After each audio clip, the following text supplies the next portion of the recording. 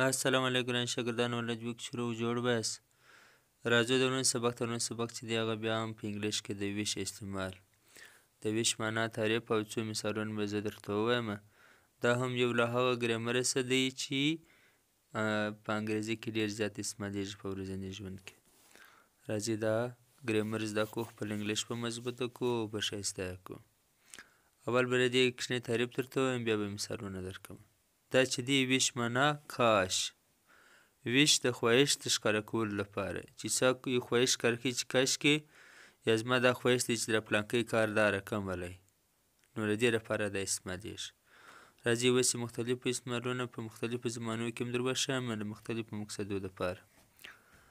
اول مثال وی ویش وی هیډ ا هاوس وی ویش وی هیډ ا هاوس کاش موږ کور درلودی زموږ دا خواهش دی چې موږ کور درلودلی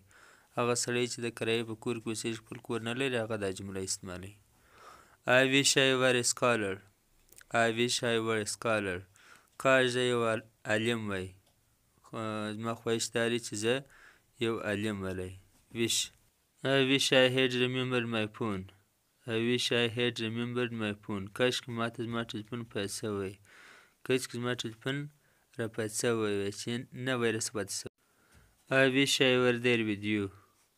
I wish I were there with you کاشکې زه هلته ستا سره وی I wish I had not sold my car I wish I had not sold my car کاشکې ما خپل موټر نه وی خرڅ کړی نو دغه د ویش د استعمالولو تعریف یې ولو مثالونه مې درته وړاندې کړله دا زموږ د نن سبق ولو مننه که مې سبق ور شوی وي ویډیو لایک کړئ تر بل سبقه ښې چارې که کله یو رایه مشوره لرئ هغه په کمنټ کې راته لیکئ تاسو هم داسې یو جمله ولیکئ مننه